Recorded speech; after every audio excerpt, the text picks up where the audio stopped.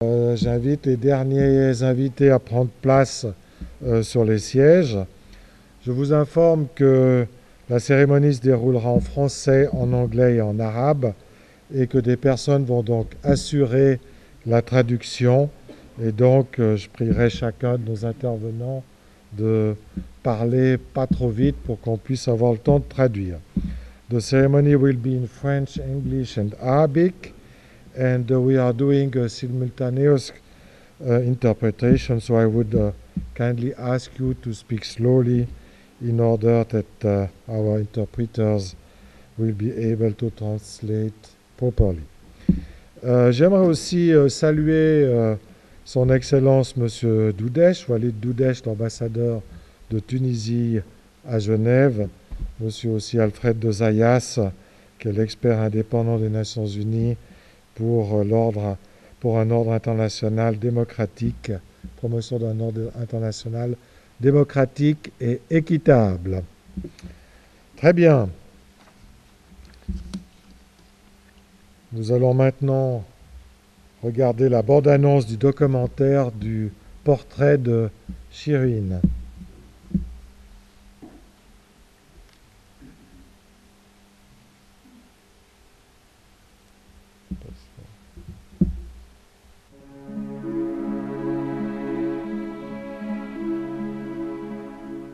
لما استشهد أخوها قالت لي يما أنا ما بدي أدرس فيزياء، بدي أدرس محامي اللي أدافع عن شباب وطني.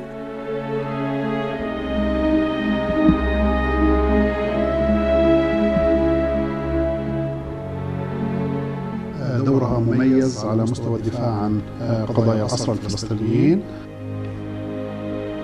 في مواجهة العسف الإسرائيلي.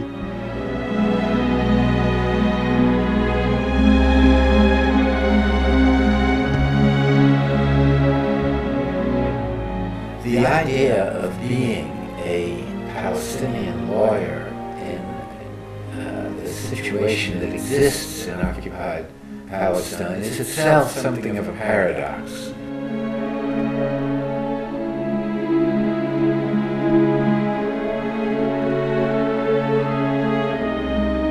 فوز شيرين بهذه الجائزة هو أول شيء تكريم للنضال الفلسطيني ككل والأسرى بشكل خاص.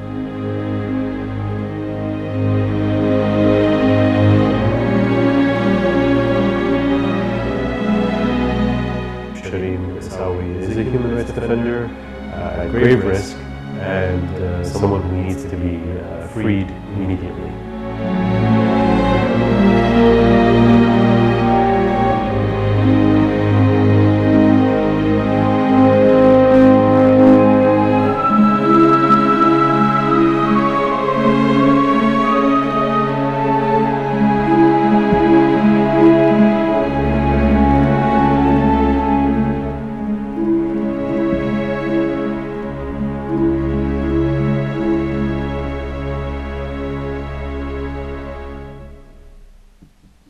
Très bien, vous venez de voir la bande-annonce du court documentaire Portrait de Shireen et nous aurons l'occasion de le découvrir plus amplement tout à l'heure au cours de la cérémonie. Entre-temps, nous aurons le plaisir d'écouter Norman Finkelstein, professeur de droit international et spécialiste du conflit israélo-palestinien, qui évoquera l'histoire de la résistance palestinienne et en particulier de la résistance non violente de masse. Interviendra ensuite Hanin Zohabi, la première femme palestinienne à avoir été élue à la Knesset, qui parlera de Jérusalem-Est, d'où vient la famille Issawi, et qui tentera de résumer les principaux problèmes de la question palestinienne. Nous regarderons ensuite le documentaire portrait sur Shireen Issawi, dont nous avons vu un extrait, et ensuite nous pourrons écouter l'intervention de Richard Falk, l'ancien rapporteur spécial des Nations Unies sur les droits de l'homme en Palestine, qui évoquera entre autres les difficultés qu'il a rencontrées avec les autorités israéliennes dans son rôle d'expert onusien. Et ensuite, ce sera au tour de Madame Ruth-Gaby Vermot-Mangold, ancienne membre du Parlement suisse et présidente de nombreuses associations des droits de l'homme, de prendre la parole. Madame Vermot parlera des droits de l'homme dans le monde et en Suisse et de l'exemple de courage que représentent les défenseurs des droits de l'homme comme Shireen avant de remettre le prix Alkarama aux parents de Shireen, Laïla et Tarek Issawi, qui sont aussi les parents d'un fils aîné tué par les forces de sécurité israéliennes alors qu'il manifestait pacifiquement à l'âge de 16 ans. Ils sont également parents de 6 autres enfants, dont 4 sont encore en prison. Enfin, Laïla lira la lettre écrite par Shireen au fond de sa cellule à l'attention d'Alkarama, tandis que Tarek parlera de la question des prisonniers politiques et des souffrances et humiliations quotidiennes subies par les familles palestiniennes. Donc là-bas, mais pour commencer, nous allons d'abord écouter Rachid Mesli, le directeur juridique de la Fondation Alkarama, qui parlera du prix Alkarama pour les défenseurs des droits de l'homme et du choix de Shireen Issawi comme lauréate du prix de cette année. Rachid Mesli est un avocat en droit criminel algérien qui a trouvé asile en Suisse en 2000 suite à son travail pour la défense des droits de l'homme et du droit des personnes soumises à des procès inéquitables en Algérie durant les tragiques années 1990. Il a été harcelé par les autorités algériennes pour cette raison et il a trouvé un asile en Suisse en 2000, en particulier où il a continué à défendre les droits des Algériens et en particulier ceux des familles de disparus avant de fonder Alkarama en 2004 avec d'autres militants des droits de l'homme. Aujourd'hui, Rachid dirige le département juridique d'Alkarama et il élabore avec les responsables juridiques régionaux la stratégie de la Fondation pour chaque pays de la région arabe. Alors Rachid, je te prie de bien vouloir. Merci.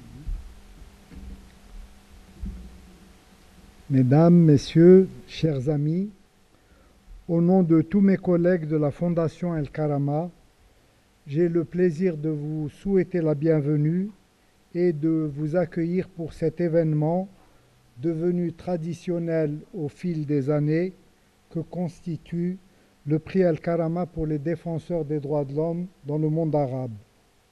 Un prix décerné chaque année depuis 2009 à l'occasion de la commémoration de l'adoption de la Déclaration universelle des droits de l'homme à une personne ou à une organisation ayant contribué de manière significative par leurs actions, leur travail et leur engagement à la promotion et à la protection des droits de l'homme dans le monde arabe.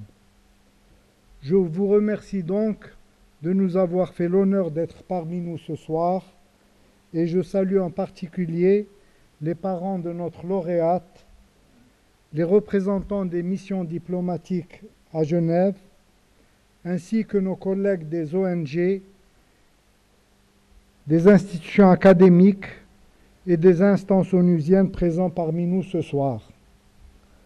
Cette soirée de commémoration est toujours pour nous l'occasion d'exprimer notre sympathie, notre soutien et notre solidarité à toutes ces femmes et à tous ces hommes libres qui luttent dans le monde arabe pour la dignité et contre la tyrannie, le plus souvent au prix de ce qu'ils ont de plus cher, leur liberté et parfois leur vie.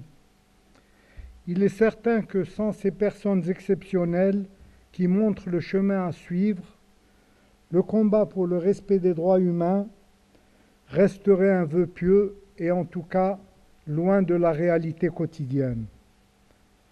Après 10 ans d'existence, nous avons aujourd'hui démontré l'importance de notre soutien à ces défenseurs des droits de l'homme, sans lesquels nous ne pourrions réaliser les objectifs que nous nous étions fixés à notre naissance, de soutenir toutes les personnes dans le monde arabe victime des violations les plus graves des droits humains, que sont les atteintes au droit à la vie, à l'intégrité physique et à la liberté.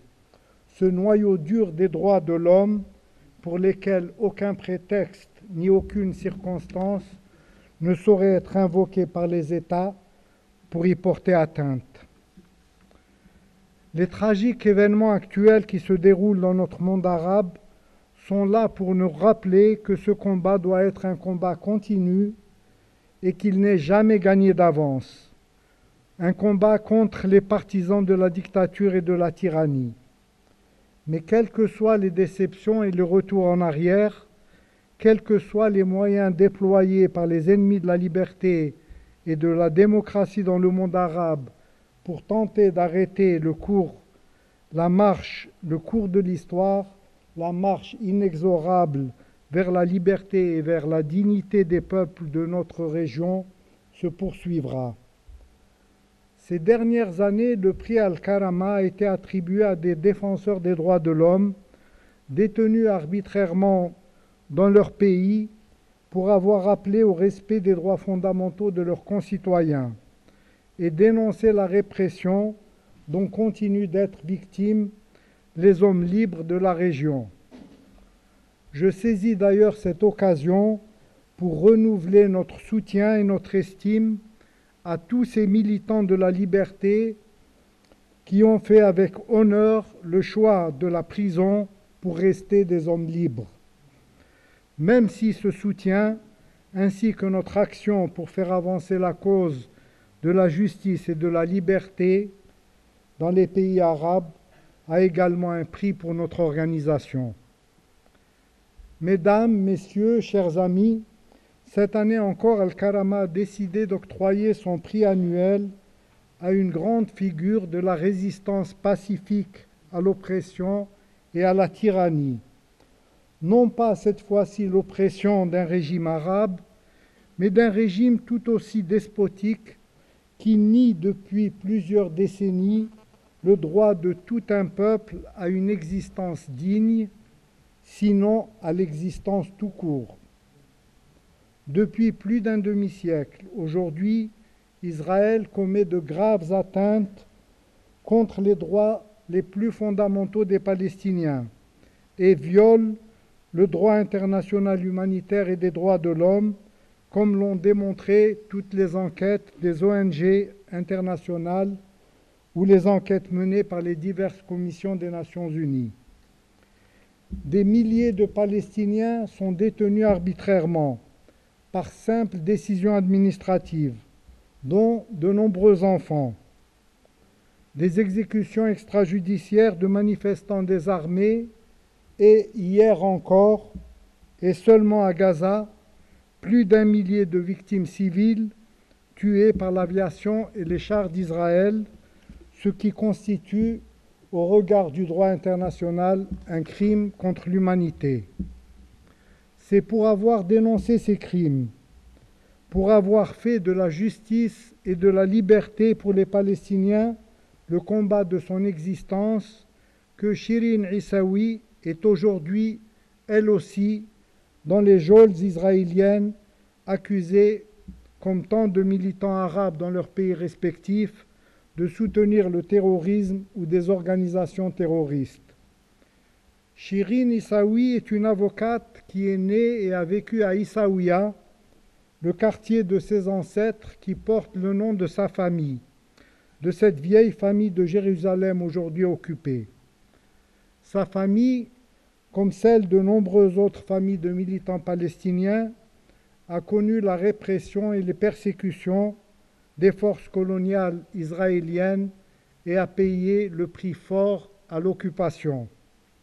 Un frère de 16 ans tué et ses 4 autres frères qui sont encore aujourd'hui en prison. Elle a été arrêtée elle-même plusieurs fois, torturée et emprisonnée. La dernière fois en mars de cette année, et elle est depuis détenue à l'isolement. C'est cette avocate emprisonnée, cette figure du militantisme des droits de l'homme, qu'Alkarama entend honorer aujourd'hui de son prix annuel, et à qui nous souhaitons exprimer ce soir notre reconnaissance pour son travail courageux sur les violations des droits de l'homme commises par les autorités israéliennes contre les prisonniers politiques palestiniens. Dans une lettre de prison d'avril 2014, Shireen déclare « La vraie raison de mon arrestation, c'est que l'occupation veut intimider les avocats pour les empêcher d'accomplir leur devoir au service des prisonniers. Ils ne réussiront pas. Je dédie ma vie pour la cause de nos prisonniers et ne vais pas cesser de lutter pour leur liberté jusqu'à ce qu'ils soient tous libérés. » Comme en écho à cette autre grande dame, lauréate du prix Alkarama 2012, Aïda Seif Daoula, qui nous disait alors « La prison n'a jamais changé les convictions de quelqu'un, l'oppression n'a jamais retardé le lever du jour. » Merci encore à tous.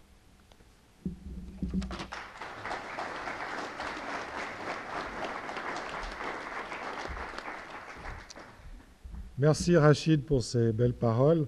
We will now turn to Dr. Finkelstein.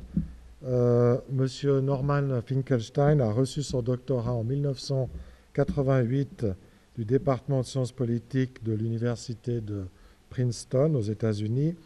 Il enseigne actuellement le droit international et le conflit israélo-palestinien à l'université de Sakarya en Turquie. Monsieur Finkelstein est l'auteur de 9 livres qui ont été traduits en 50 éditions étrangères, dont « Ce que Gandhi a dit » à propos de la non-violence, de la résistance et du courage, et plus récemment « Méthode et folie, l'histoire cachée des agressions d'Israël sur Gaza ». Il a amené quelques exemplaires avec lui et vous pourrez les découvrir tout à l'heure à l'issue de la cérémonie. Please, Dr. Finkelstein, I give you the floor.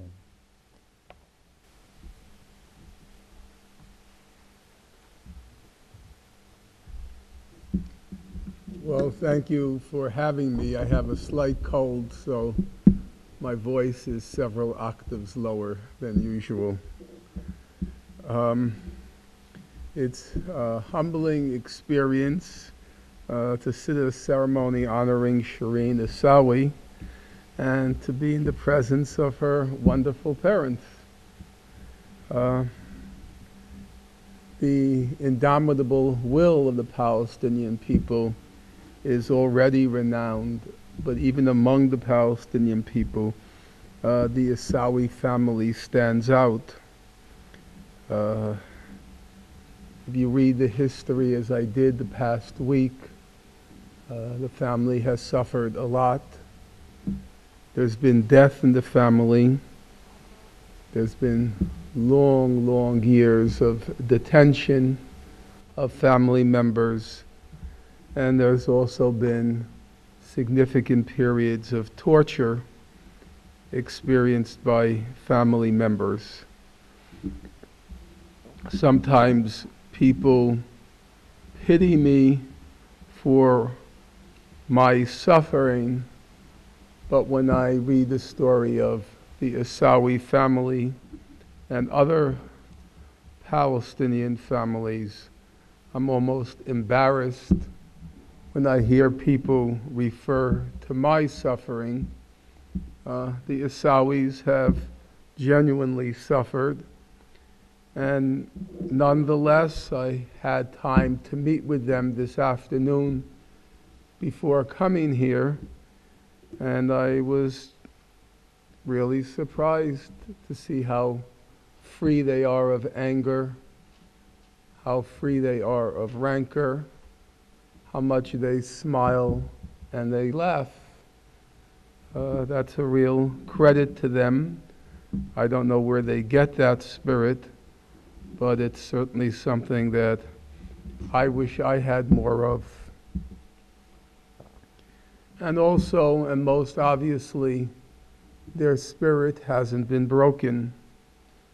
One son, Samer, went on a 266-day hunger strike, And soon thereafter, Shireen, who's being honored today, went on her own hunger strike, but suspended it after 2 weeks after pleas from her parents. Now, most of us think it's an accomplishment if we can sustain a fast for 24 hours. For the past hour, I was asking her parents, Shireen's parents, what does it mean to go on a 266-day hunger strike? It's simply something that I can't even conceive. As it was mentioned in the documentary, Shireen switched her major from physics to law. I think that was an error, personally. Physics is a serious subject. Law, in my opinion, is, with all due respect to lawyers, and in general I have no respect for them, but law is a not serious subject. I was reading on the way here on the airplane the new congressional report on torture that was just released, I guess, 2 days ago. And they describe the most abominable tortures that were inflicted by the United States on detainees during the so-called war on terrorism. And they asked a renowned American lawyer, Mr. Yu, Y-O-O, is this torture? And he replied in his official statement, he said, no, it's not torture because the torturers do not intend to cause harm to the people. So when they waterboarded them, when they forced them to sit naked in their cells wearing diapers, where they had them hanging from walls, where they threw frigid water on them, according to this renowned and respected lawyer, this was not torture because they didn't intend to inflict physical harm on the victims. So I much prefer physicists to lawyers, but in the case of Shireen, I'll make an exception because of what she devoted her life to and the fact that she showed and continues to show extraordinary courage. She's in a long line of nonviolent resistors.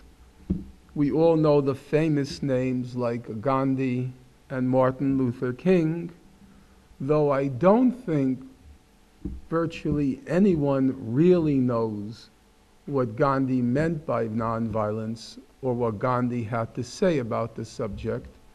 And most people don't know the real Martin Luther King, the one who lived past the March on Washington in 1963 and changed his outlook quite a lot at the end.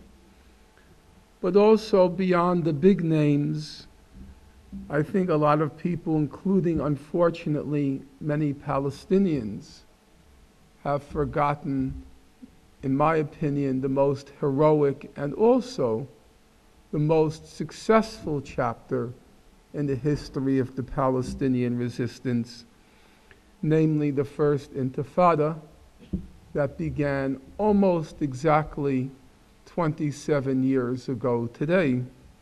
It began on December 9th, 1987. I went over to Palestine for the first time in August 1988, and I went every year thereafter, and I had an opportunity to witness the First Intifada firsthand, and it was, as the Issawi family, a very inspiring and hopeful moment. I want to talk a little bit about that episode, that chapter in the history of Palestinian resistance. But before I do, I want to say a few words about the strategies that the Palestinians have used that are better known to people in this audience. The first one goes under this strange name, the peace process, and the other is the armed resistance. The most recent phase of the peace process began in Oslo in 1993, and the Palestinian Authority pursues that strategy till today. Its basic premise went something like this: if Palestinians stopped resisting and instead demonstrate a willingness to live at peace with Israel, even collaborating with Israeli security forces, then if Palestinians demonstrate goodwill, their willingness to live in peace, then Israel will end the occupation. But far from withdrawing, the facts, as they say, speak for themselves. When the Oslo process began in September 1993, there were approximately 250,000 settlers in the occupied Palestinian territories. 21 years later, there are now about 550,000. So, if we judge reality as I think we should, by the facts and not by the words, what we've experienced or bear witness to the past 21 years is not a peace process, but an annexation process. That's not slogans, that's just an accurate reflection based on an examination of the facts, which is what physicists do, as against lawyers who look at the facts and then try to prove that what is, isn't. The fact is, Israel will not end the occupation until and unless it's compelled to. The failure of Oslo has resulted in a certain popularity for the alternative strategy of armed resistance by Hamas. In the past 6 years, Hamas has 3 times been provoked by Israel into armed hostilities. Operation Cast Lead in 2008-9, Operation Pillar of Defense in 2012, and now Operation Protective Edge this past summer. Each time Hamas set immediately as its principal political goal to end the illegal and immoral siege of Gaza.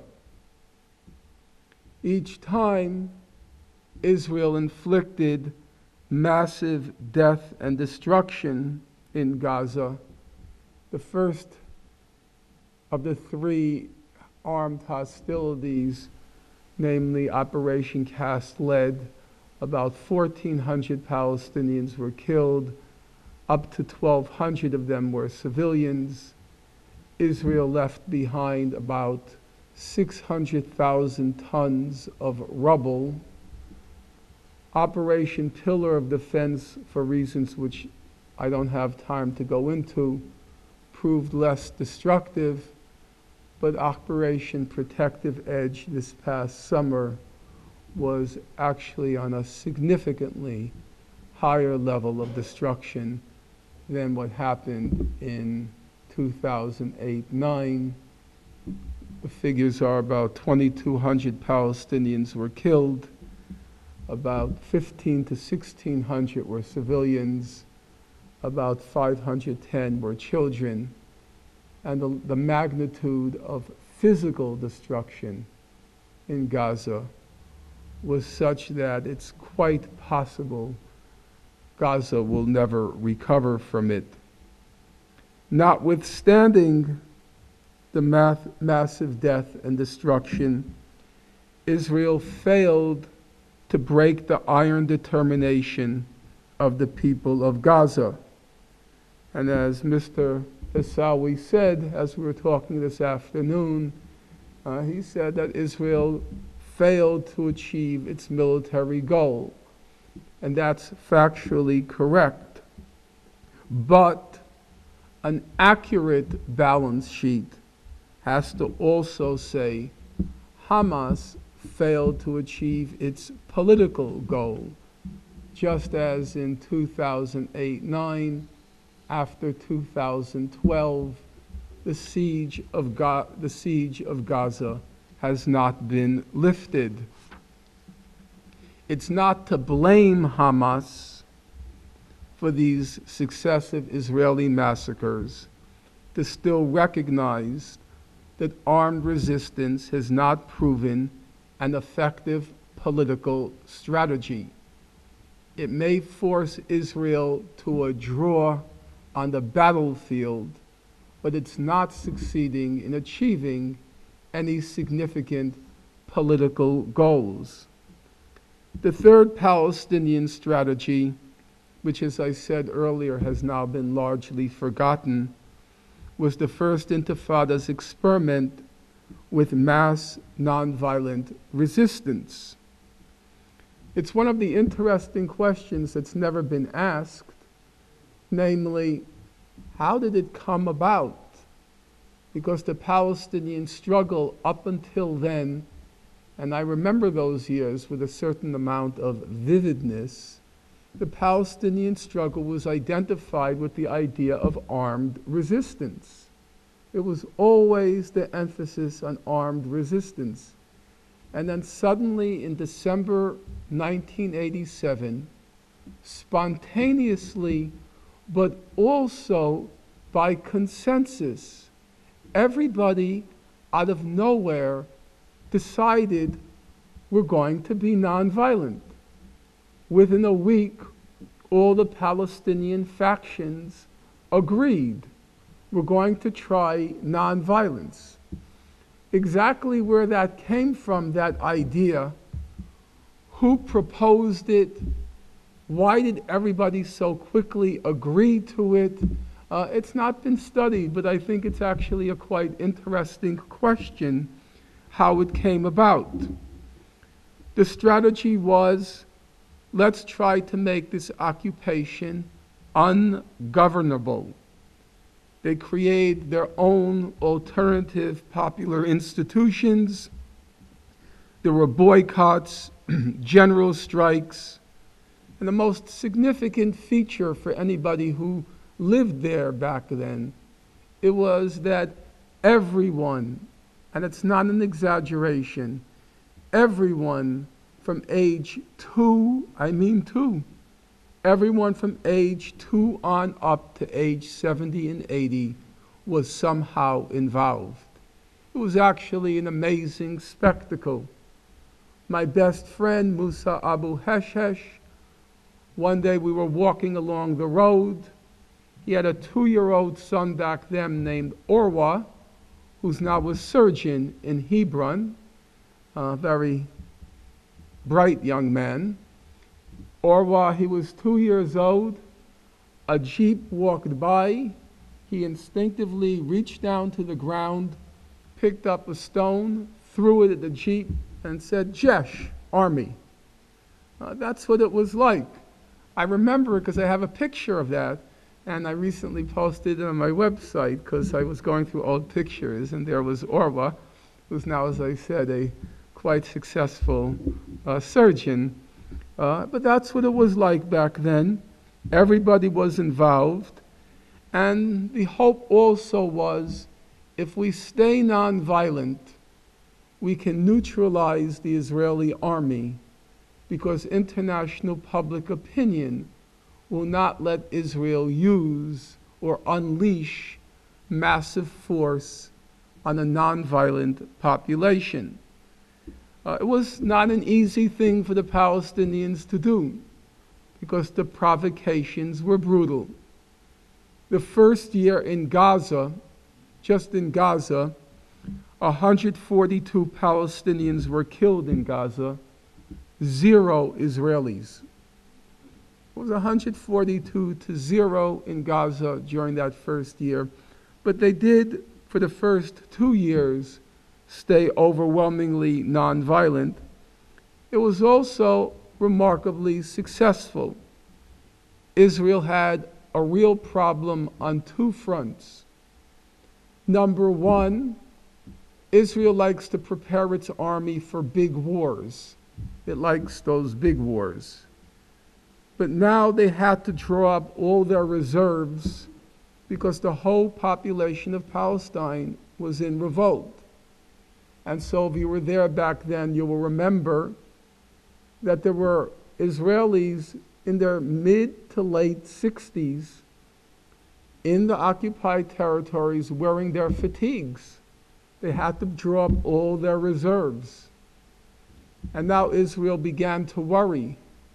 If our army is engaged in these policing actions, chasing little kids down the street who are throwing stones, then our army won't have time to train for the big wars. And the second big problem Israel had was on the public relations front.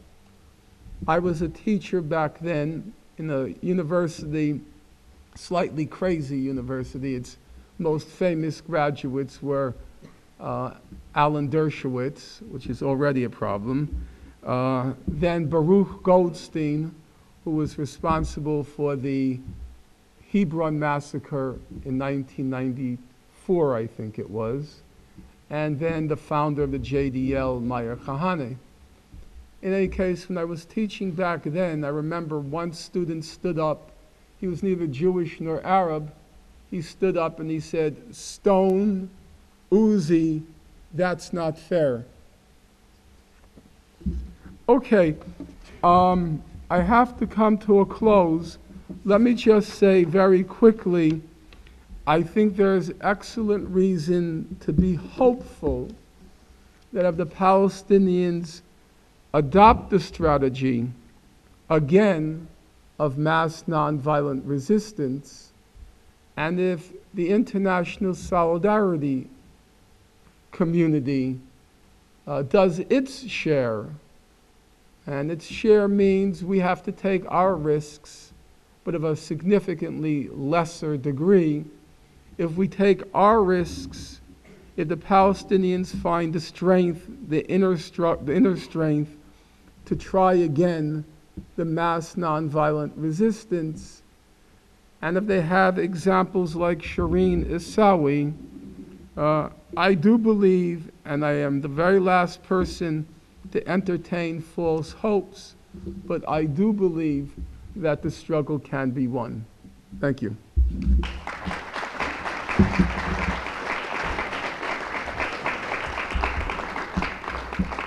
Thank you very much, Dr. Finkelstein. It was very interesting to hear you. Nous allons maintenant écouter Hanin Zohabi, la première femme palestinienne à représenter un parti arabe à la Knesset, donc au Parlement israélien. Elle est membre de l'Assemblée démocratique nationale, un parti national démocratique laïque.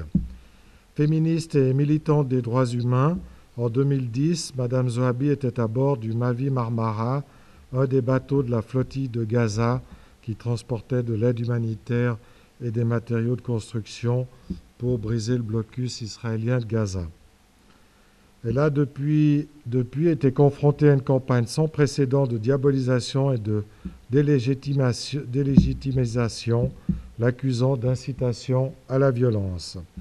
Son parti a entre autres été interdit 3 fois de participer aux élections et plus récemment, en juillet de cet été, Madame Zohabi s'est vue interdire toute activité parlementaire pendant 6 mois, ce qui est la plus longue suspension dans l'histoire d'État israélien, et cela pour avoir suggéré que la résistance palestinienne était une lutte légitime.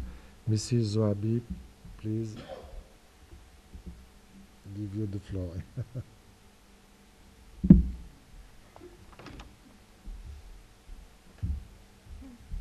Thank you. First of all, I want to say that I'm glad to be within you and with you, and I am honored to participate in this very special activity for Shireen El-Issawi. Personally, I met her and I met her brother Samer, وطبعا of course both of her parents. I will continue. I will start by saying that I am a Palestinian one, which represent all my people, and I have an Israeli citizenship, which remind us that the Palestinian issue didn't start it in 1967. It is actually started in 1948. I represent inside the Israeli Knesset 1,200,000 Palestinians, which are 18% from the Israeli society. I think that we make mistake when we restrict our discussion about the Palestinian issue by talking about the occupation of Palestine in 1967, by talking just about Gaza and the West Bank. We are not facing, I would say that the occupation is not a problem, is not the main problem. The occupation, the Israeli occupation of the West Bank and Gaza Strip is one implication or one outcome of the problem. We are perceiving a state which doesn't perceive itself as a state, which perceives itself as a tool within or a tool of an ideological project, Zionism. The state itself and the laws and the legal system of the state is a tool within a perception of colonizing the land and colonizing our homeland. We are facing a racist ideology. So even if I have an Israeli citizenship, I am at the end a Palestinian. And Israel has succeeded to develop 4 different systems of controlling the Palestinians wherever they are, inside the green, in both sides of the green line. So it is not so important if I have an Israeli citizenship and if I have even if I am a parliamentarian inside the Israeli parliament, because the Palestinians are perceived as obstacles for a more general and more important project of a Jewish state. For me, the problem, as a Palestinian, the problem is the Jewish state. And one outcome of this problem, and I will define why it is a problem, one outcome of it is the occupation of the West Bank and Gaza Strip and Gaza. Israel defined itself as a Jewish state, and by this it is justify everything. And when Israel says, I am a democracy which defends itself, we always concentrate our discussion by analyzing the way Israel defends itself. And we say that the way you defend itself is in an oppressive way. You oppress other people in order to defend yourself. But the problem is not the way Israel defends itself, it's also how Israel perceives itself. For me, as a Palestinian who stayed in her homeland after Israel has expelled 85% of my people in 1948, and after Israel has destroyed 583 villages and Palestinian villages and towns. For me, the problem is the contradiction of the definition of Israel as a Jewish and as a democratic state. And what we say inside the parliament, and because of that we are a strategic threat, not because we throw stones, not because we participate in an armed struggle. We don't participate in an armed struggle. We don't even throw stones. We have a pure political struggle. We talk inside the parliament. We take our citizenship seriously. We believe in the democratic tools. We believe in political struggle. And what we say, our vision inside Israel, and what we demand Israel, is to be a democratic state, to be a state for all of its citizens, not to see us as an obstacle of a more important ideological project, which is the project of a Jewish state. And because we struggle, because we are struggling for a democratic state, just because of that, we are a terrorist. Because the Palestinian is perceived as an obstacle. And I can be a good, there is a definition of a good Palestinian. The definition of a good Palestinian is a Palestinian which is loyal to this project, even if he is a citizen, even if he doesn't participate neither in an armed struggle nor nor throwing, as I said, stones. What I am saying that in order, and this is what we believe, in order to understand what we are facing, we must look at the reality of the Palestinians inside Israel. Because we are the indication of the willingness of Israel towards peace. We are the indication of how the state perceives itself, and for that, how she justifies its oppression and its occupation of the West Bank.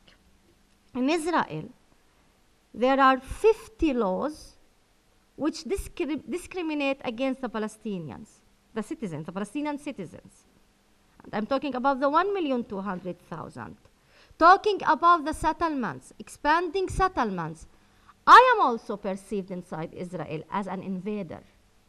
When we struggle against confiscation of our land, we defined, the Israeli Amkes, the Jewish Amkes, called us invaders of the land.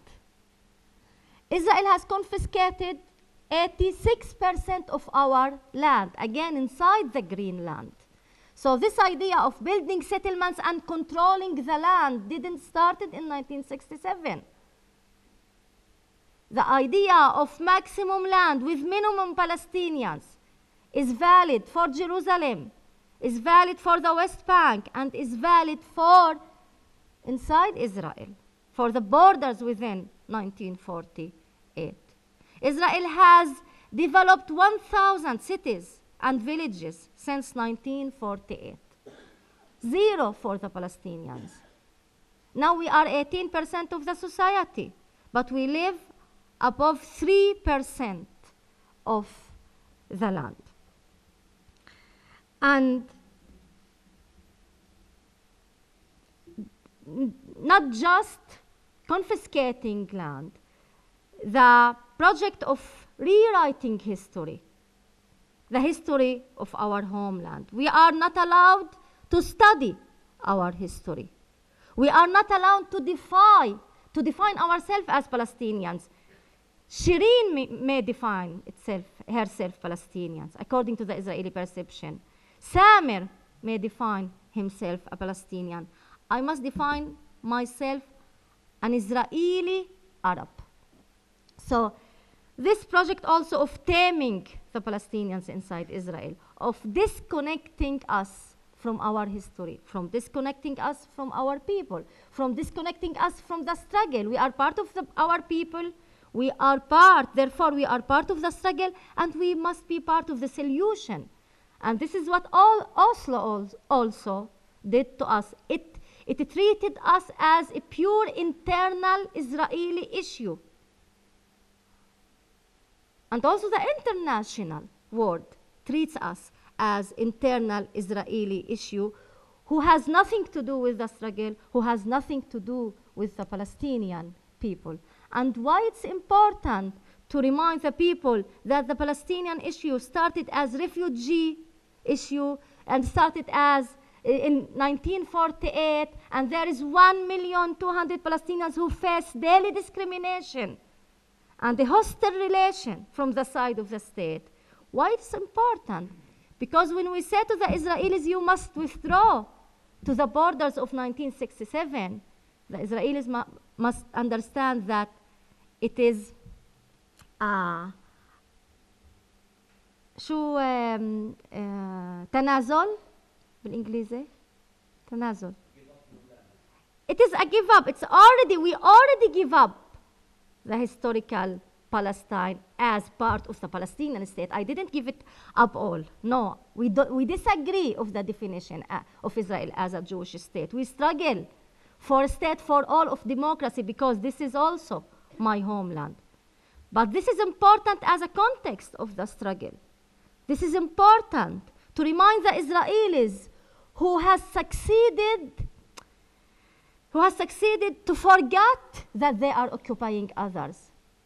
The problem of occupation, that it's an occupation without a price. It is so easy, it is an easy occupation.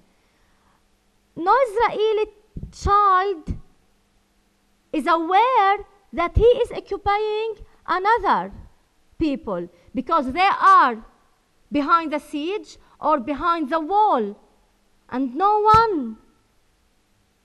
Israeli remember or aware that there are Palestinians.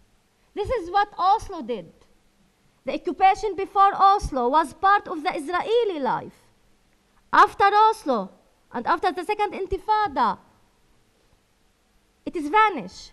There is no occupation, there is nothing. And the Israelis can expect to continue a normal life. This is the problem. And the problem is that Israel doesn't pay the price of occupation.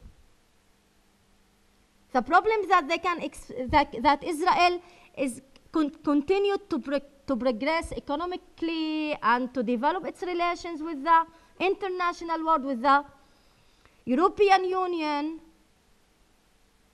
and business as usual. And this is partially our problem as Palestinians, that we also ignored our strength as a people, and we ignored and we forgot the strength of the nonviolent popular resistance. And Israel is, I think, is embarrassed from this discourse that you are not a democratic state. You are a racist state. And this is the origin of the problem. It will not be embarrassed by saying, and it is not. It is not embarrassed by saying you are occupying the Palestinians, because she will answer, they are terrorists. I am facing Hamas. I am facing a terror in the West Bank. What about the Palestinians inside Israel? Why you are so hostile towards them? Why you perceive them as invaders? Why you perceive yourself not as a normal state, but as a colonial project regarding the Palestinian inside Israel? Israel will have no answers about that. She will not say, I am facing Hamas, I am facing a terrorist. Of course, she can call me a terrorist, but this is not serious. She has no answers about its racist regime. She has no answers about the 50 racist laws which and which enables the state to confiscate land, not to confiscate land for the public interest, no, to confiscate the land from the Palestinians and to develop it for the sole interests of the Jewish citizens. The educational law system doesn't allow me to study Nakba. I am not allowed, 1 minute, and I will finish. I'm not allowed to study Nakba. And my demand is not just that the Palestinian schools must study Nakba, it is the Jewish schools who must study Nakba, because the Nakba, the Palestinian Nakba didn't end. It's a continuous project. And, and our demand inside the Knesset, also this is part of our discourse, that the Israeli society has succeeded in rewriting history. They have no idea at all about what happened in 1948, about also reformulating the landscape, changing the names of the cities, changing the names of the towns.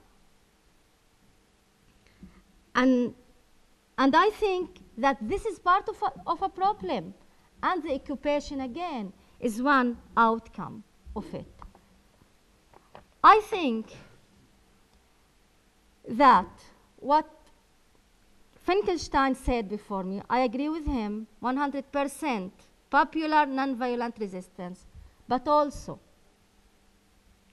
the strategy of facing Israel regarding its own legal and political system, the state as the state, not the occupation of the state, the state.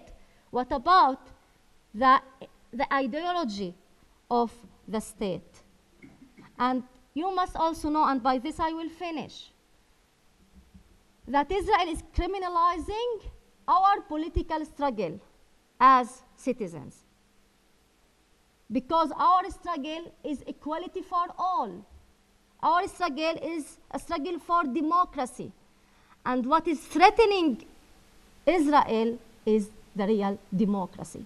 We face a racist system that any struggle for democracy, not just popular nonviolent resistance, any struggle for democracy is a threat, perceived as a threat. Thank you.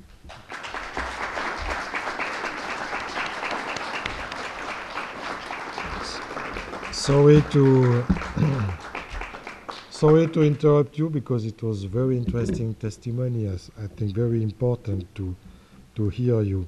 Thank you very much.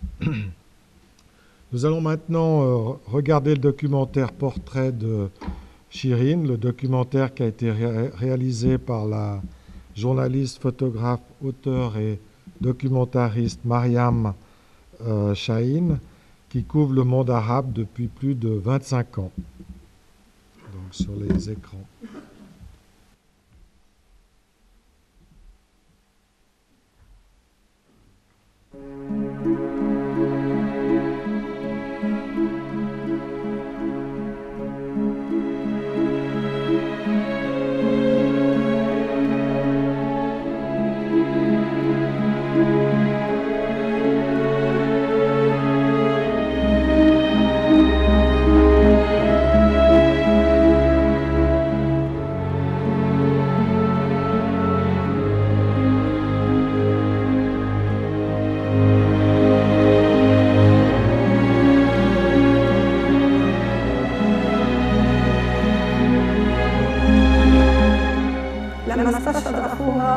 قالت لي يما أنا ما بدي أدرس فيزياء، بدي أدرس محامي اللي أدافع عن شباب وطني. من وقت مدرسة شيرين كتير حاولوا إنهم يوقفوها إنها تشتغل للأسرة. أول ما انشهرت شيرين في شغل الأسرة كانت النواب الفلسطينيين، كانت شيرين هي المحامية تبعتهم، وانشهرت من يومها. يعني قديش عملت لأجلهم كتير. كان المحامين كلهم هي الوحيدة اللي تضل تزورهم وتروح وترافع عنهم وتوقف معهم. فالإسرائيليين ما بدهم شيرين هي تكون هيك، بدهمش إنها تكون بصف مع الأسرة وما تتضامن معهم ولا تشتغل معهم. كتير كانوا يحاولوا يمنعوها تدخل السجن تزور الأسرى.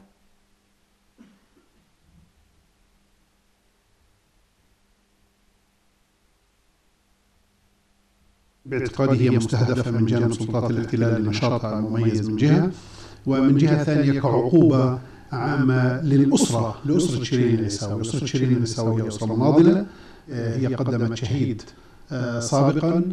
الشيء الآخر جميع تقريبا أعضاء أو أسرة شيرين هم اعتقلوا، والدها كان معتقلا، شقيقها، الوالدة، الجميع، وتعرضوا إلى اضطهاد شامل ومستمر. جزء من بنية قرية العيساوية بشكل عام، القدس بشكل خاص، ولكن باعتقادي هي كأسرة عانت ولا زالت تعاني من ملاحقة الاحتلال.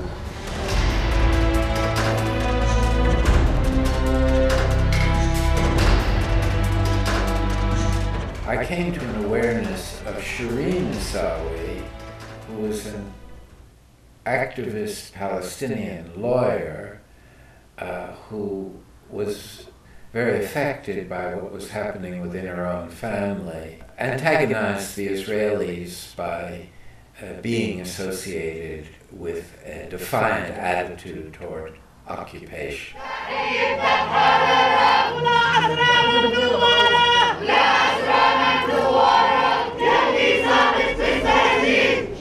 تأتي وقفتنا اليوم هي لتوجيه رسالة للرئيس الأمريكي، خاصة في الوضع الصحي المتردي للأسير سامر العيساوي المضرب عن الطعام منذ 241 يوم، والذي أعلن مرارا وتكرارا بأنه يخوض هذا الإضراب من أجل الحرية. رفض عروض الإبعاد لأنه قال بأنني سأعود إلى القدس إما حرا أو شهيدا، حيا أو شهيدا. بالتالي نحن هنا اليوم لنوصل صوت سامر العيساوي، رسالة سامر العيساوي وكل الأسرى الفلسطينيين إلى الرئاسة الأمريكية، باعتبار أنه هو يعتبر نفسه بأنه حليف قوي لهذا الكيان الغاصب، لهذا الاحتلال. بالتالي نحن نطالبه أن يعمل بشكل جاد لتحرير سامر العيساوي وكافة الأسرى.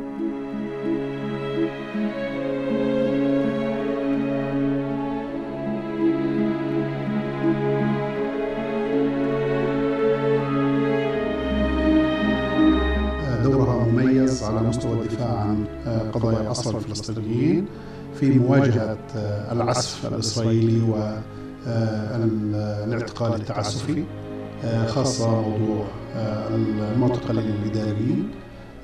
شيرين كان لها دور مميز في هذا الجانب، في الدفاع أولا أمام المحاكم وسلطات الاحتلال، والشيء الثاني إخراج المعلومات والحديث إلى الإعلام والصحافة وتوعية المجتمع الدولي فيما يخص واقع الأسرى الفلسطينيين والمعتقلين الفلسطينيين.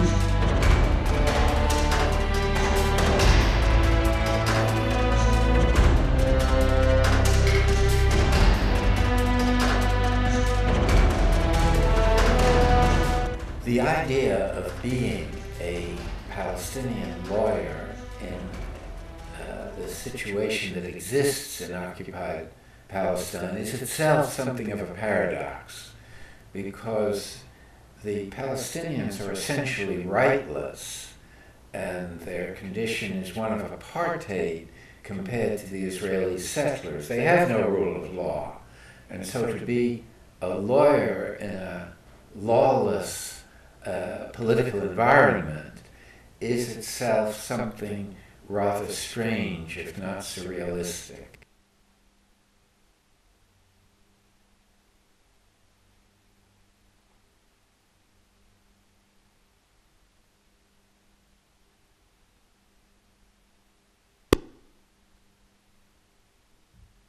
The significance of what the Issawi family has been doing, especially in recent years, is best understood in relation to the Palestinian turn toward non-violent forms of resistance.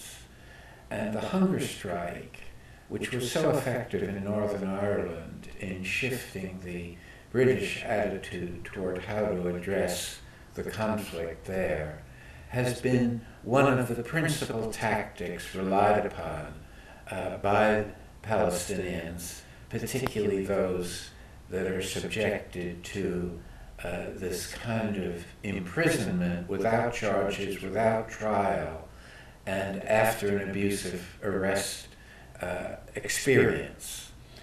And one of the things that has been consistent in this period has been very high-profile Palestinian hunger strikers who have dramatized two things: the abuse of human rights involved in these imprisonments under administrative detention decrees, and the degree to which the hunger strike is itself a powerful symbolic expression of resistance to an abusive, an unlawful, an unjust occupation.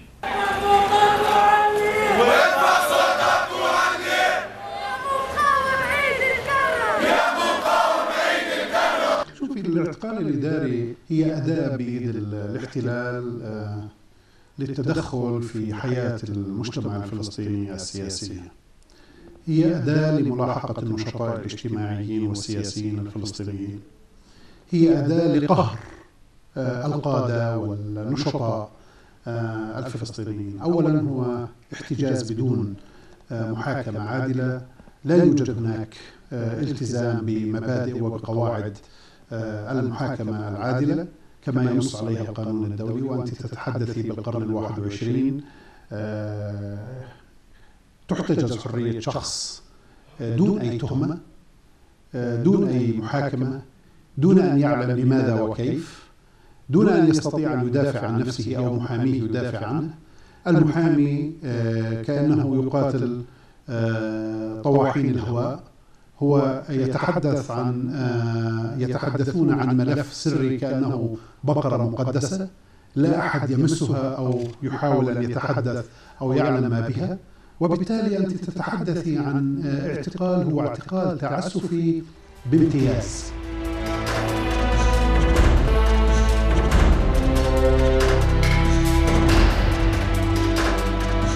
Shireen's brother Sandwich famously was on a hunger strike that ultimately compelled the Israeli authorities to release him. And since then, Shireen and her family have been under heavy surveillance by the Israeli authorities, which ultimately led to her arrest because she was quite vocal and active in her defense of Palestinian prisoners.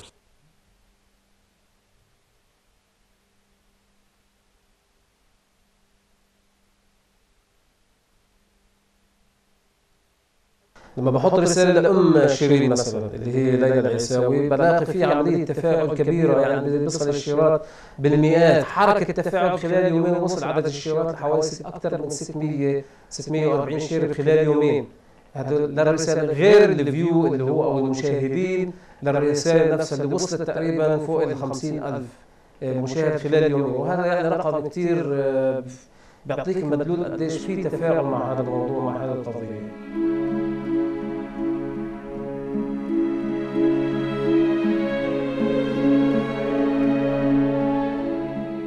طبعا كثير هذه شغله مهمه، يعني هي نقطه كثير بتهم الاسير، انه في حدا يشتغل له وهو داخل السجن، مش منسي، يعني ينحط بين الاربع جدران وانتسى انه قضيتك انت خلص انتهيت، انت انحبست وخلص. لا، الاسير بيحب الكل يكون يفتش عليه، يعرف عنه، يدافع عنه، يعمل كل جهده من اجل انه يطلق سراحه. Shireen wasn't arrested alone. Actually, there were several lawyers who were arrested in the same case. Shireen, as a lawyer who was defending Palestinian prisoners in the Israeli jails, were arrested twice, actually. This is her second time in detention. Shireen's case is actually under the whole attack that the Israeli occupation authorities is launching against what we call human rights defenders, Palestinians that they are involved in resisting the occupation.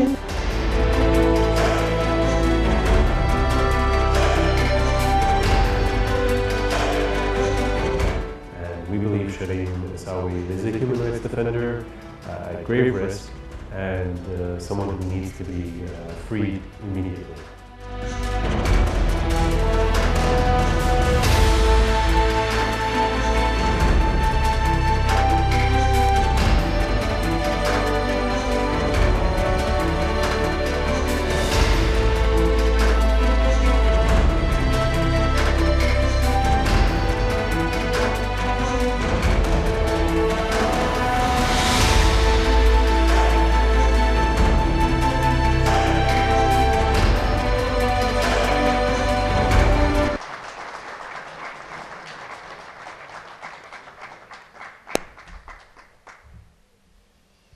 Très bien, nous allons maintenant écouter l'intervention de Richard Falk, qui devait nous rejoindre en direct sur Skype, mais qui a malheureusement été retenu pour plusieurs interviews à Berkeley, où il présente son nouveau livre « Palestine, la légitimité de l'espoir ».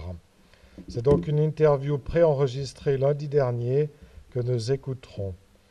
Richard Falk est un professeur émérite de droit international à l'université de Princeton, où il a enseigné pendant 40 ans. Depuis 2002, il travaille à l'Université de Californie à Santa Barbara, aux États-Unis. Entre 2008 et 2014, il était rapporteur spécial des Nations Unies pour les droits de l'homme dans la Palestine occupée. Durant son mandat de rapporteur spécial, il a apporté une attention particulière aux grévistes de la faim palestiniens comme une forme courageuse de résistance non violente. I wish that I could have been present to take part in honoring Shireen Issawi as a brave, resolute, and inspiring human rights defender who has dedicated her professional career as a lawyer to the long Palestinian national struggle for freedom, justice, and self-determination. Even more, I wish that Ms. Issawi could be present to receive this award in person, rather than sitting in her Israeli jail cell day after day in Hasharon prison, facing trumped-up charges of resisting arrest, when the real criminal offense was committed by the arresting officers in carrying out an abusive arrest accompanied by excessive force. We realize that the political situation is perverted when the real criminals are administering the law, while the truly innocent are sitting in the dock to await the punishment meted out by a biased judicial process. Shireen's life story, and indeed that of the whole Issawi family, is a perfect embodiment of this prolonged perversion of justice. And as we honor her, we also are seeking to remind the world that it is past time to end the ordeal of injustice inflicted on the Palestinian people as a whole. In my own experience as UN Special Rapporteur for Occupied Palestine in the period 2008 to 2014, I had my own slight taste of how the wheels of Israeli injustice grind on, while most of the world averts its gaze. Arriving at Ben Gurion Airport in December 2008 with the intention of carrying out my mission of investigation in the West Bank, East Jerusalem, and Gaza, I was detained for several hours at the airport before being transferred to a nearby prison, where I remained overnight, expelled the following morning. The whole experience was not longer than 20 hours, but being confined with 5 other prisoners in a small cell that smelled of urine, was overlit and filthy, gave me a sense of life in an Israeli prison. It should be kept in mind that in this case, Israel, as a member of the United Nations, had a treaty obligation to cooperate with the organization so as to facilitate its official undertakings. Quite revealing was the failure of the UN to protest Israel's breach of duties as a UN member or its treatment of someone on a UN mission. An Israeli government spokesperson told media that I had been warned not to come as I would be denied entry. Contrary to this contention, the truth is otherwise. When we submitted our proposed itinerary of visits in occupied Palestine to the Israeli mission in Geneva, there was no objection or warning, and in fact, Israel issued visas to my two assistants, knowing that they would be accompanying me. What is again emblematic is that the mainstream media wrote about the incident on the basis of the lies told by the Israeli Foreign Ministry, and never had the journalistic decency to check with me or to allow me to respond. One reason why this Alkarama event is so important is as a counter to Israeli lies and hasbara, the systematic slanting of world news to support Israel's claim. My UN job was to assess Israel's human rights record in its role as an occupying power, governed by international humanitarian law, and specifically the Fourth Geneva Convention regulating belligerent occupation.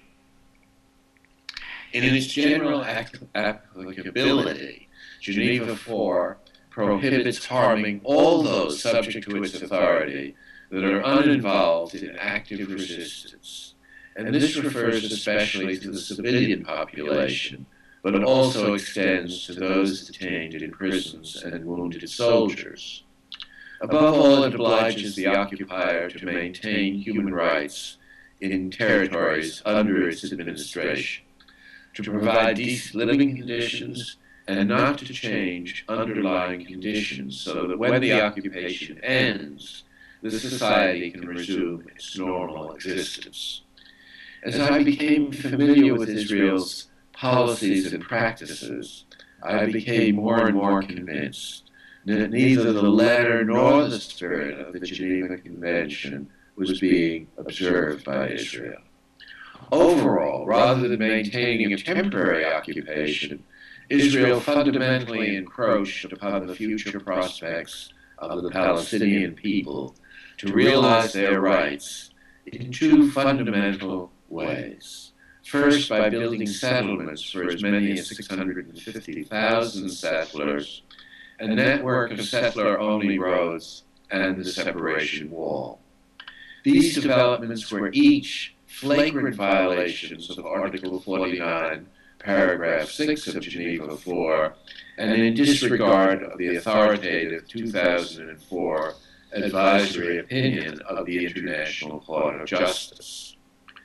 Again, the pattern observed is one of Israeli violation of international humanitarian law and international human rights standards, and of a lack of political will within the UN or in international diplomacy to take action on behalf of Palestinian rights.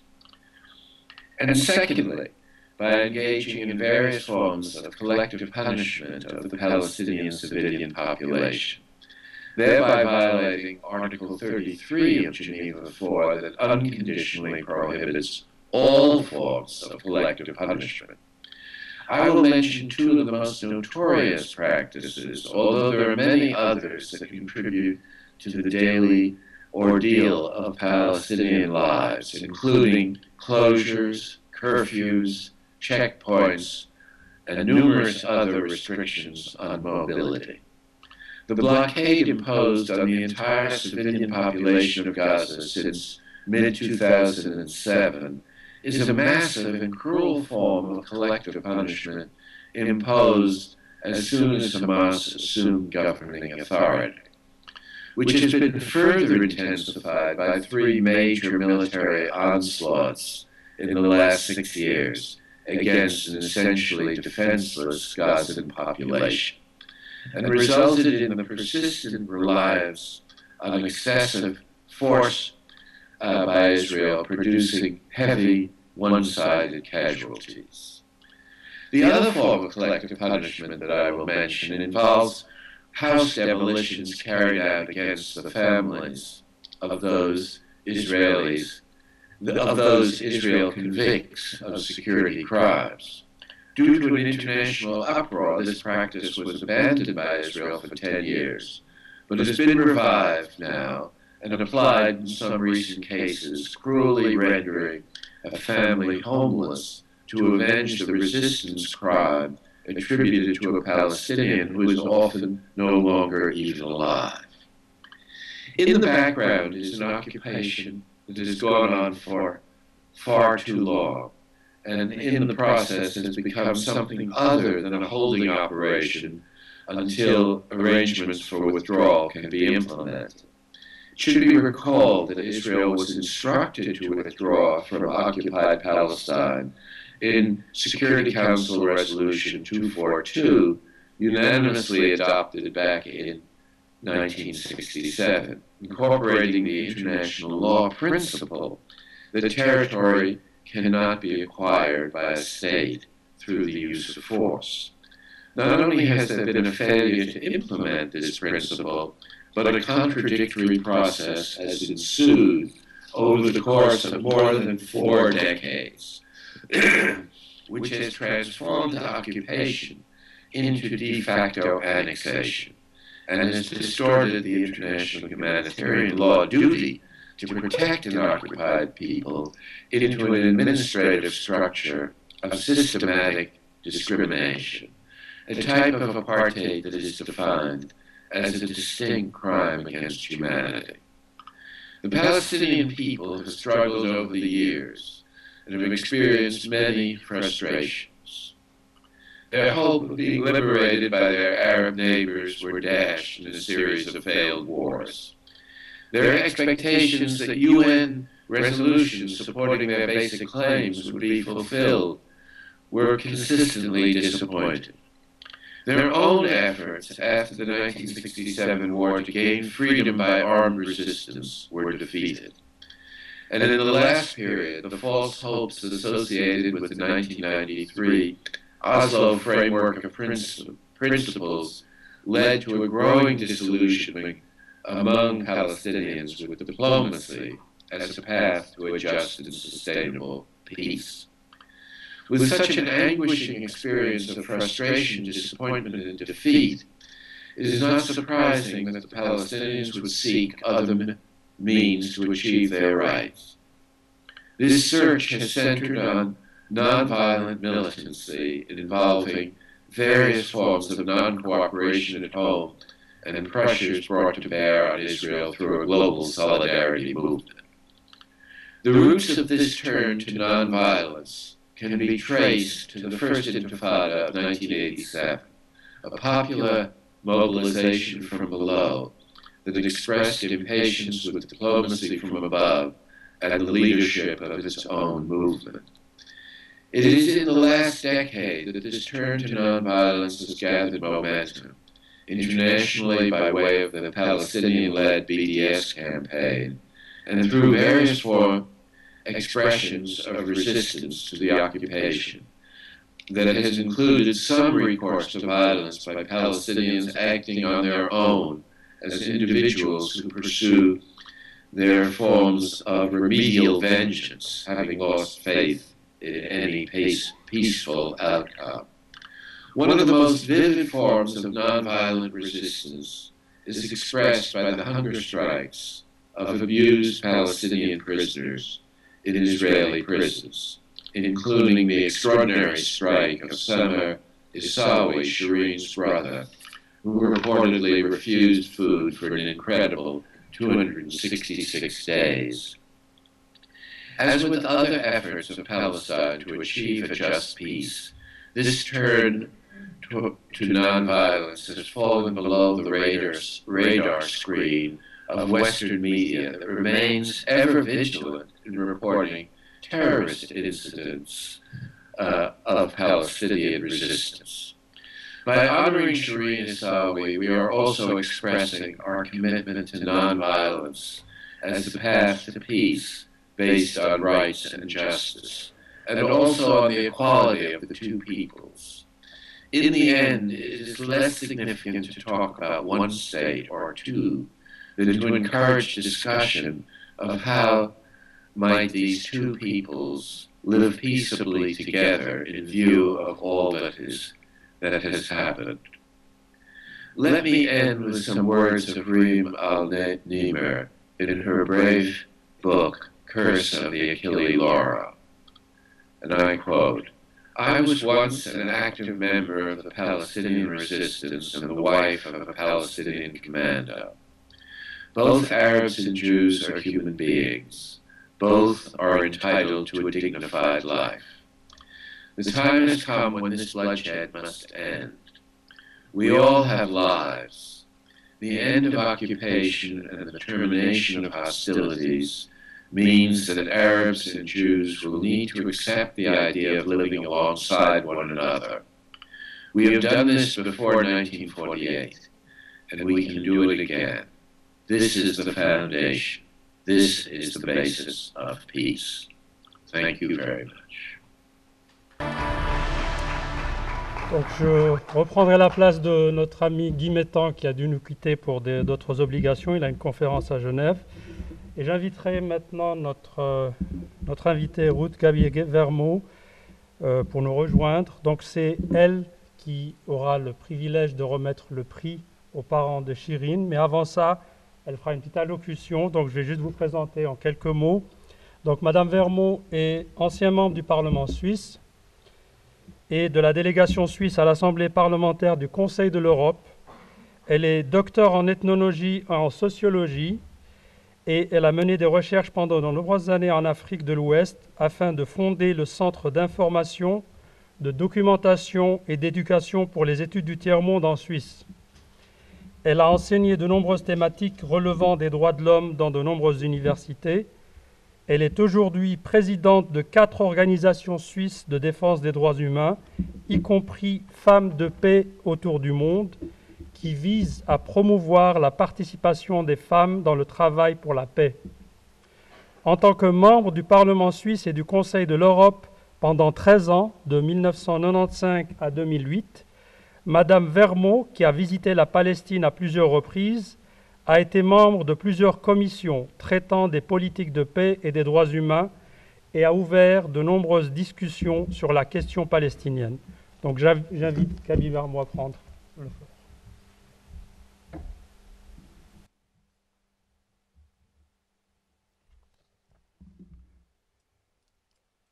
Qu'est-ce que je fais avec tous ces micros qui me cachent la vue sur le public? Ça va?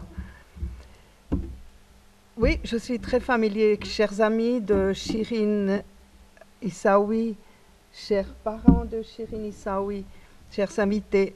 Oui, je suis très familier avec la question, avec la Palestine. Je suis retournée plusieurs fois. J'ai observé aussi les élections, ce qui m'a vraiment montré à quel point c'est difficile de vivre dans cette Palestine. Je ne vois plus mon texte. Et puis, au Conseil de l'Europe, on a quand même réussi que quand on traitait la question israélienne, Palestine, la question, la cause, que les Israéliens ne pouvaient pas prendre la parole s'il n'y avait pas aussi une délégation des Palestiniens. C'est une petite chose, mais c'est peut-être quand même un petit progrès de voir qu'est-ce qui se passe dans cette partie du monde.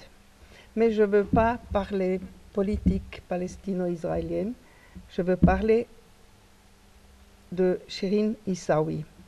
Chère Shireen Issawi, sur les images que je vois sur Internet ou bien sur le film, vous souriez parfois. Je vois une jeune femme défenseuse des droits humains, juriste, prisonnière sans droit, même pas le droit de se défendre sa propre cause. On vous a isolé de votre détention et votre détention est, comme beaucoup d'autres, arbitraire. Vous avez perdu un frère tué par les forces de sécurité israéliennes alors qu'il manifestait pacifiquement. Il n'a donc pas pu grandir avec vos frères qui ont tous été en prison et risqué leur vie et leur santé en faisant la grève de la faim. Vous êtes vous-même prisonnière du régime israélien qui se permet tout, murs, colonies illégales sur territoire palestinien, violence de l'armée, emprisonnement sans procès. Shireen, j'essaye de m'imaginer ce que vous ressentez. Colère, déception, tristesse, mais je vous vois aussi réfléchir et déjà organiser des activités pour le jour de votre libération, pour lutter pour ceux et celles qui sont en danger, parce que vous croyez en la force et la vertu des droits humains. Je lis aussi la peine de votre mère qui vous a vu en prison et qui est choquée de l'état de votre santé. Cette douleur et la crainte de ne plus revoir sa fille déchirent le cœur. Dans quel monde vivons-nous? Vous, c'est un monde de menaces quotidiennes et de guerres sans fin.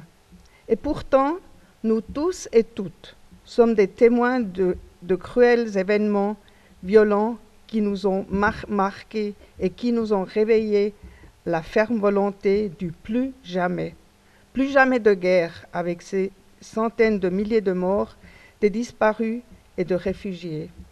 Après la Shoah, c'était clair que nous voulions plus jamais que des peuples et des groupes de population soient expulsés ou exterminés pour des raisons d'opinion politique, de race ou de religion.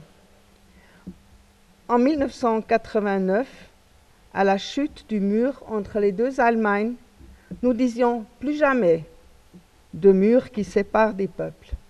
Et maintenant, il y a des murs partout, entre le Mexique et les États-Unis, entre les deux Corées, et il y a aussi ce mur entre la Palestine et Israël. Il y avait des actions contre ces murs qui ne séparent pas seulement deux peuples ou deux cultures, mais rendent aussi impossible la construction d'une paix durable.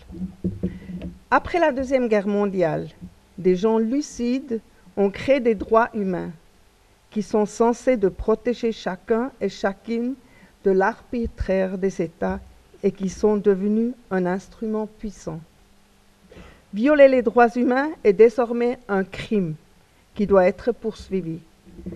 Mais malgré ce progrès, il y a toujours des milliers de prisonniers politiques sans soutien et il y a des civils, femmes, enfants, hommes, qui fuient leur pays, la Syrie, l'Érythrée, le Congo, le Soudan, la Palestine, en direction d'une vie plus sûre et sans violence.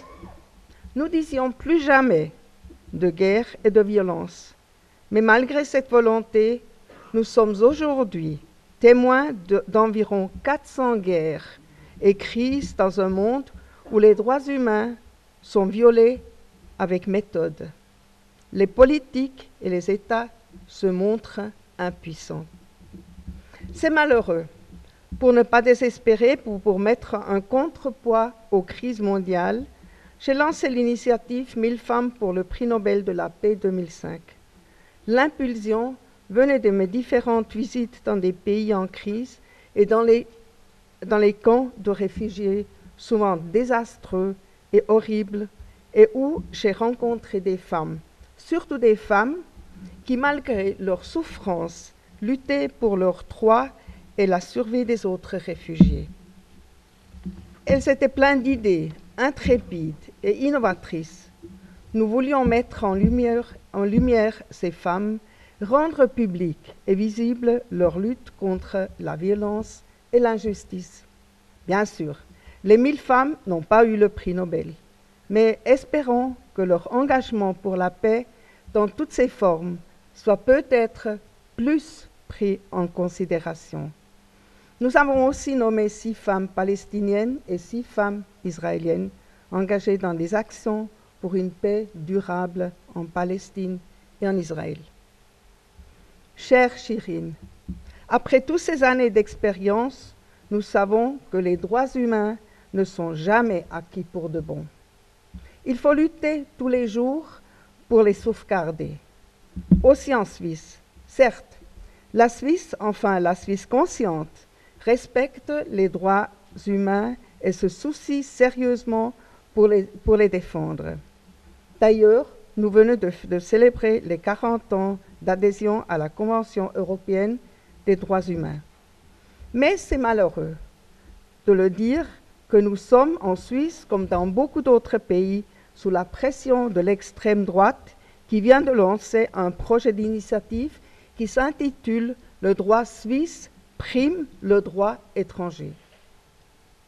Avec son initiative, ce parti populiste vise avant tout la Convention européenne des droits humains. Il veut obliger la Cour internationale des droits humains à adapter ses verdicts à sa propre vision.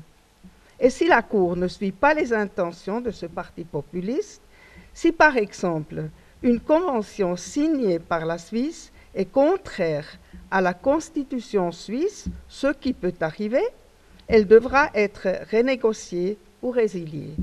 Son but est de résilier la Convention des droits humains et de sortir du Conseil de l'Europe. Mais ceci pourrait toucher nos droits populaires d'une manière très sensible. La liberté d'expression et de réunion, le droit de vote ou le droit à l'aide sociale pour les gens démunis et pauvres. En plus, ce parti populiste trace ainsi la voie pour lancer d'autres initiatives xénophobes, voire racistes, comme il a déjà fait dans le passé, malheureusement avec beaucoup de succès en Suisse. La mise est donc grosse et les conséquences imprévisibles, aussi bien pour la sécurité juridique et la crédibilité internationale de la Suisse en tant qu'État stable et démocratique. Pas mal de personnes ont compris la menace. La société civile s'organise pour freiner les attaques populistes. Et il est temps que les gens de tout le spectre politique, les partis, les gens de l'économie, les artistes, les syndicats, les paysannes et autres s'occupent des droits humains comme un acquis unique. Le groupe Dialogue humain rappelle que l'initiative porterait un coup gravissime aux libertés constitutionnelles de notre pays et à la protection des activités des droits humains. Chère Shireen, vous êtes allée en prison pour vos convictions. Nous sommes libres, mais ce sont des personnes comme vous qui nous apprennent combien c'est important de lutter pour la protection et la validité des droits humains. Vous nous apprenez que ces droits ne doivent jamais être négociables, car ce sont les seuls droits reconnus internationalement qui protègent les personnes qui sont poursuivies. Shireen, j'aurais souhaité pour vous remettre le prix Alkarama à vous personnellement, mais pour des raisons connues, vous ne pouvez pas être avec nous. C'est donc avec un cœur lourd que je remets le prix à vos parents, à Laïla et à Tarek. Et je vais leur demander de vous transmettre tous mes sentiments de respect.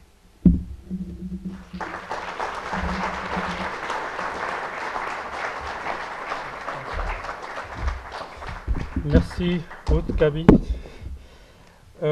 Donc, le choix de remettre le prix aux parents de Shireen, vu son absence, ne faisait pour Alkarama aucun doute. Les deux parents, Leila et Tarek, ici présents avec nous, sont tous deux nés dans les années 40 dans le village de Issawi à Jérusalem.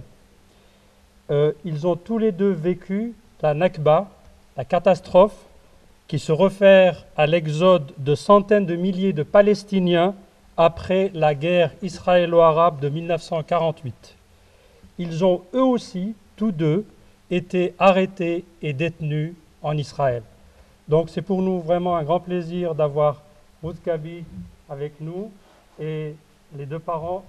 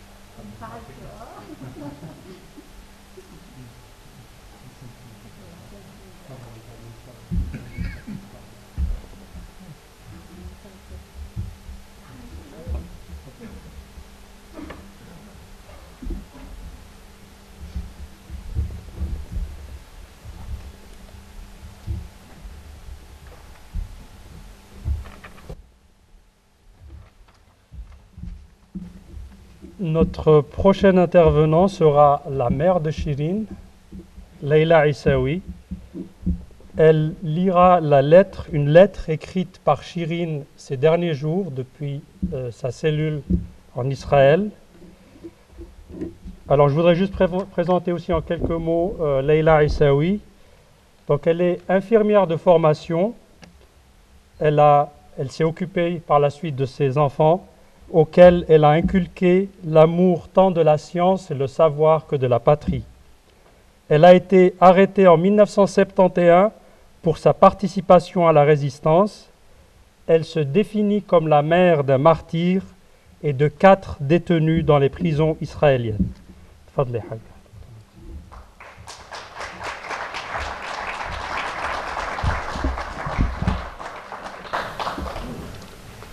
أحبتي أحييكم جميعا فردا فردا. لقد جئت من مدينة القدس، مدينة الديانات والسلام، التي لم ترى السلام يوما منذ احتلال إسرائيل.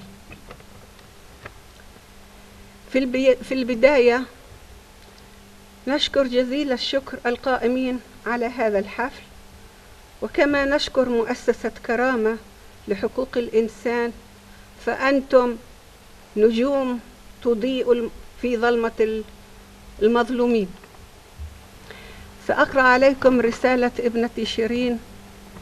شيرين الآن في زنازين الإسرائيلية، معزولة لوحدها ولم تستطع الحضور لاستلام جائزتها، فأنا أنوب عنها في السنة. أتوجه لكم بجزيل الشكر على منح جائزة الكرامة، والتي أود مشاركتها مع كل إنسان يحمل راية الحق ويضيء في الظلم نور الحرية وينشر صوت المظلومين، ومع من تبنى القضية الفلسطينية العادلة وساهم بطريقته الخاصة في دعم مسيرة الشعب الفلسطيني نحو الحرية، وانتصر أيضا لقضية الأسرى الفلسطينيين في سجون الاحتلال، وخاصة المجرمين عن الطعام. وحتما أشارك الجائزة مع شقيقي سامر العيساوي، سامر الكرامة، الذي خاض معركة الحرية بأمعائه الخاوية في أطول إضراب مفتوح عن الطعام في تاريخ البشرية. ووحدنا لنكون يدا واحدة وصوتا واحدا في مواجهة ظلم الاحتلال من خلال عدالة مطلبه بالحرية وتمسكه بحقه في العيش بكرامة. وأشارك الجائزة أيضا مع والدي ووالدتي اللذان علمانا أنا وأشقائي حب الوطن والعيش بكرامة لنمضي في درب الحرية. والحمد لله أننا كشعب فلسطيني ليس وحدنا في هذا الدرب، بل تشاركنا شعوب أخرى سواء تلك الساعية للحرية أو تلك التي تحمل رسالتنا للعالم نحو مستقبل أفضل نعيش فيه بحرية وكرامة تسوده المحبة، حياة لا تسفك فيها الدماء. وقد يفترض البعض أن الشعب الفلسطيني شعب مقهور لأنه يعيش تحت وطأة الاحتلال، إلا أن افتراضهم بعيد كل البعد عن الحقيقة. فالشعب الفلسطيني من أكثر الشعوب ثقة بالنفس، لأنه يتغذى ويتنفس كرامة وحبا للوطن، فلا يشعر بالقهر من يدافع عن حقه وحريته وكرامته، بل يتحلى بالقوة والشجاعة للاستمرار حتى نيل الحرية مهما كانت همجية هذا الاحتلال من قتل واعتقال وتدمير. ولهذا التف أحرار العالم وتوحدوا دعما للقضية الفلسطينية العادلة، وحملوا راية الحرية في أرجاء المعمورة، وباتوا صوتا للشعب الفلسطيني في وجه الظلم. فتكافلت الجهود ما بين مقاومة الشعب الفلسطيني المشروعة ضد الاحتلال الإسرائيلي وبين مناصري العدالة والحرية، وتوحدنا كبشر من خلال اللغة الصامتة، إلا وهي الإيمان بثالوث قوة الشعوب: الكرامة، الحرية، والأمل.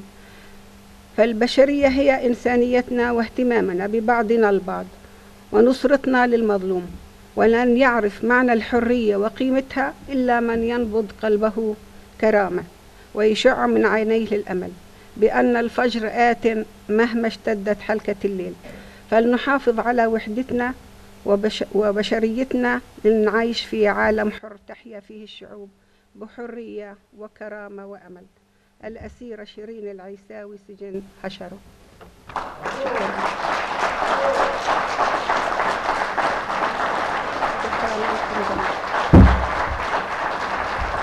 شكرا ليلى، بارك الله فيك.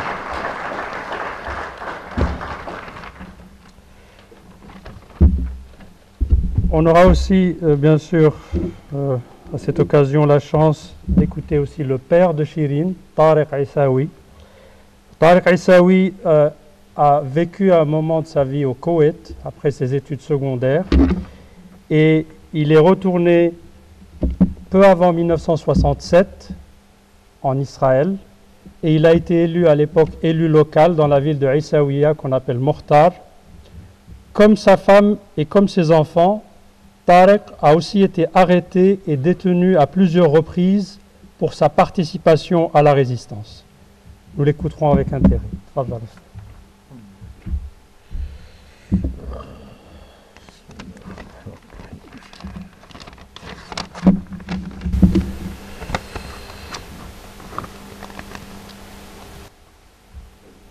الإخوة الأحباء، الحضور الكريم من سماء القدس، من رحاب المسجد الأقصى وقبة الصخرة، من كنيسة القيامة والسور العتيق، نتوجه بالتحية الصادقة لكم جميعا، ونشكركم جزيل الشكر على مواقفكم المشرفة وحرصكم الدائم على الدفاع عن كرامة البشر. الحضور الكريم، تمر القدس بل كل فلسطين في محنة متواصلة من خلال استهداف الاحتلال المقدسيين بهدم بيوتهم وتشريدهم وانتشار عشرات المستوطنات التي تخنق القدس وأهلها، ومنع المصلين من دخول المسجد الأقصى المبارك، والسماح للمستوطنين الحاقدين باقتحامه وتدنيسه، وإحكام السيطرة على المدينة المقدسة بجدار عنصري يفصل الأخ عن أخته والوالد عن أبيه. وتزداد المعاناة من خلال إرهاق المقدسي اقتصاديا من خلال فرض عدد من كبير من الضرائب والمخالفات، ويتتوج حقد المحتلين بأسر المئات من أبناء شعبنا الفلسطيني في مدينة القدس وإيداعهم في السجون من أجل ثنيهم عن الدفاع عن قضيتهم. الحضور الكريم، إن قضية الأسرى قضية مريرة ومؤلمة وشائكة، فمعاناتهم متفاقمة ومتكررة من محاولات الإذلال والإخضاع وسوء عناية، ويفرض الاحتلال معادلة الابتزاز في التعامل مع ملف الأسرى، أسرى مدينة القدس، ويعتبر أن قضيتهم شأن إسرائيلي داخلي، فملف الأسرى المقدسيين بالذات يندرج في سياق المحاولات الإسرائيلية المستمرة والهادفة إلى استبعاد قضية القدس عن جوهر الصراع وترسيخها وتعزيزها كعاصمة أبدية لهذا الكيان. فهي تتعامل مع أسرى القدس كفلسطينيين داخل الزنازين، وتعتبرهم إسرائيليا إذا ما طرحت قضيتهم في مفاوضات أو صفقات للتبادل. لقد أقدم الاحتلال في خلال 6 أشهر على اعتقال 1500 مواطن مقدسي، وسلم 100 شاب قرارات إبعاد عن المسجد الأقصى، إضافة إلى إبعاد 35 فتاة وسيدة، إضافة لتحويل المئات من الأطفال للإقامة الجبرية أو ما يدعى بالحبس المنزلي ضمن شروط حياتية قاسية، وأبقى على 50 طفلا مقدسيا قاصرا داخل السجون بعد أن اعتقلهم في حلكة الليل وعذبهم وضربهم وحقق معهم بمعزل عن أهلهم أو بوجود محامين. أحبائي الكرام، إننا في فلسطين المحتلة، وبالرغم من الألم والظلم الكبيرين الذي فرضه الاحتلال على شعبنا، إلا أننا على يقين تام إننا أصحاب الحق ندافع عن كرامة أمتنا ومعنا كل أحرار العالم. وأخيرا نتقدم بجزيل الشكر على تقديركم لابنتنا المحامية شيرين العيساوي ومنحها جائزة الكرامة التي نعتبرها جائزة لكل شرفاء وأحرار العالم الذين يدافعون عن كرامة الإنسان. وشكرا جزيلا لكم.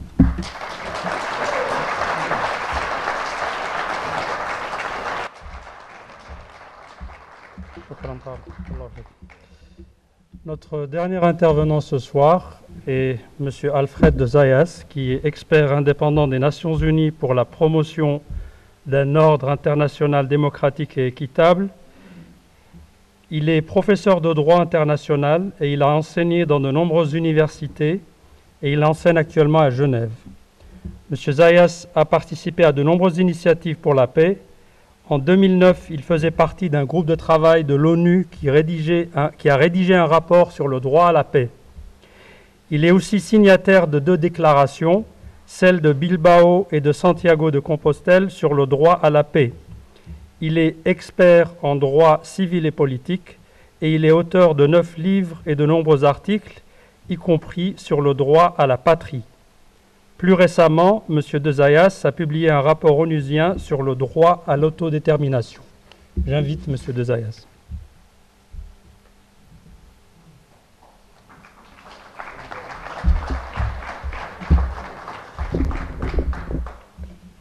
A word of solidarity. Madame Issawi, Madame Ruth-Gaby, Madame Vermot-Mangold, Monsieur Issawi, Monsieur Mesli et ami Monsieur Finkelstein. C'est un honneur d'avoir vécu la remise du prix Alkarama à Shireen Issawi aux mains de ses parents. Il aurait été bien plus joyeux de féliciter Shireen personnellement. Ce qui compte dans la vie, c'est la dignité humaine, les valeurs de famille, l'amour, le respect mutuel, la liberté, la vérité, la justice, la miséricorde. Tous les experts de droit international reconnaissent le droit à l'autodétermination, un droit contraignant stipulé dans la Charte des Nations Unies, dans l'article 1 du Pacte international sur les droits civils et politiques, et aussi dans l'article 1 du Pacte international sur les droits économiques, sociaux et culturels. L'Assemblée générale des Nations unies a reconnu les droits du peuple palestinien à disposer d'eux-mêmes, et cela à plusieurs reprises. Hélas, depuis 67 ans, vous souffrez l'expulsion, l'occupation, l'humiliation, l'injustice. Cependant, vous avez gardé votre honneur, votre identité, votre dignité et votre volonté de vivre. Les hommes et les femmes de bonne volonté vous souhaitent un État libre et indépendant où vous pourrez enfin exercer vos droits et joindre toutes les autres nations du monde en solidarité internationale. Je salue votre courage et votre persévérance. Mon collègue, le nouveau rapporteur spécial pour la Palestine, a une très lourde tâche. Espérons que vous aurez justice et paix dans un futur prochain. Vous le méritez.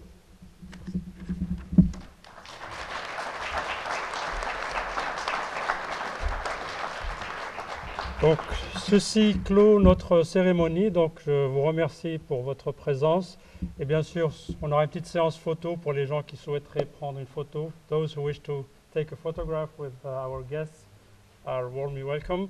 Autrement, donc, vous êtes tous bien sûr conviés à un buffet juste à l'extérieur de la salle. Et encore une fois, merci pour votre présence et à l'année prochaine. Merci.